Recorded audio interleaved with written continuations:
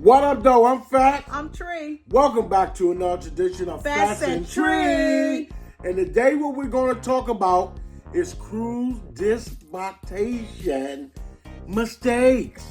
So today what we're going to talk about is the things that you don't want to do on the last day of your cruise. So what you want to do is try to take care of these things prior to the last day, because guess what? You're going to come into some mistakes and you're going to regret it. Yeah. The first one is trying to book a flight early. Early, y'all. And we say this because once you book your flight to go, try to book that flight to come back. That way you're not worrying about how you're going to get back to your destination. Mm-hmm. So if you look at it early on, you won't have that problem. Yeah. And next we're going to talk about is not checking your final bill. Yes. What we mean by checking your final bill is once you have finished your cruise and you have this bill they're going to put in every cabin, or sometimes you can find it on your phone, or you can find it in the on mailbox outside the door, or on the TV.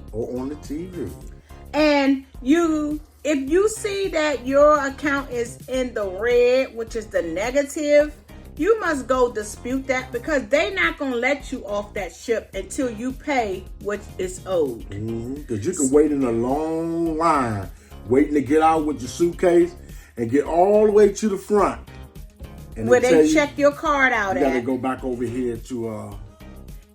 It's funny because that happened to us. It wasn't that we owe. They owe us. And they directed us back to guest services for us to collect our money. Mm-hmm. So it can be one or two ways, whether you owe or they owe you. So again, just try to make sure you check in your final bill to make sure that all the discrepancies are completed. And also, don't wait till the last day to do that. Try to do that either that morning or the day before. Because that way you'll have like in order, okay, you owe $20, just pay it. And you don't have to charge anything else on there. Or if you do decide to charge something on there, just add the money to the machine. So again, just try to make sure you keep track of your final bill. Yes. Next we're going to talk about is not making your transportation early. Yes. So you have to get away from there. You have to get away from that ship. You're going to be standing outside. There are taxis out there. You can call an Uber. But if it's a group of you on more than 25 or 25 or more, guess what? It's best to have a transportation company waiting for you all outside. And they will do it. You just have to call the local transportation company in that area. Yes, and try to do it early before you get off the ship. Try to do it before you get on the ship. So when you get back to your destination in Florida, California, wherever your cruise ship is leaving out from, that way when you get outside, your bus or ride will be already out there waiting for you. Mm-hmm. Next we're going to talk about is packing up last minute. Once you find out that, okay, already know the last day, so go ahead and start putting your stuff together that 2 or 3 days early on. That way you will know you're not packing up last minute. Because soon as you pack up last minute, guess what? You will leave something. You most definitely will. You will leave something. So start trying to gather your stuff after you finish using it, like your jewelry. Put it back into your cube. Try to start eliminating some stuff that you don't need. Yep. And double check under the bed. Double check in the closets. In the closet. The bathroom. So pack early. Yeah. And especially if you want to take you want them to take your suitcase down, you really have to pack early. You have to find out what you want to wear that next day. You might even have to wear that same outfit off the ship if you want to pack up all of your things and let you have an extra carry-on bag. You can also put a change of clothes in there. And the rest you can have it sitting down waiting for you when you get to the bottom. Yeah. Next we're going to talk about don't pack Carnival's bathrobes or their towels. Don't. You know which one their towels are. That's that Carnival logo, the yellow, the blue. Don't pack their towels nor their bathrobe. They lending it to you for your cruise. You use it then. Put that back in the closet. That way they'll know their stuff is there. Don't pack their items because they will look for them. And it will make you pay for them. Yeah. Next we're going to talk about is breakfast options that morning that your disembarkation day. There's a lot of different, you can go to the main dining room that's open at a limited time, or you can just go to the Lido deck. They prefer you to get out of the cabin at least 7 or 8 o'clock that morning. That way they can turn that ship around for the next guest. So they always make the announcement early, 6, 7 o'clock. We have arrived back. We're waiting on customs to clear us. But meanwhile, we want you all to vacate the cabins. That way we can turn them around for the next selling. So again, to get up early. That way you can get out of that cabin and find you something to eat. Okay? Next, we're going to talk about is not checking out your cabin good when you first get in there. To make sure that they cleaned it properly. Make sure your toilet is working. Yes. A lot of times people do not do this because, I'm not getting in the shower, so I don't need to worry about the shower. Sometimes you might want to go ahead and run that water in that shower to make sure that your drain is working properly. Because the person before you could have washed their hair, combed it out, and it could have went in the drain. That means now that your drain is going to overflow on you when you're standing there and getting all over your feet. And you know what that turned into, athlete feet. Ew. So you want to make sure you check your cabin out good.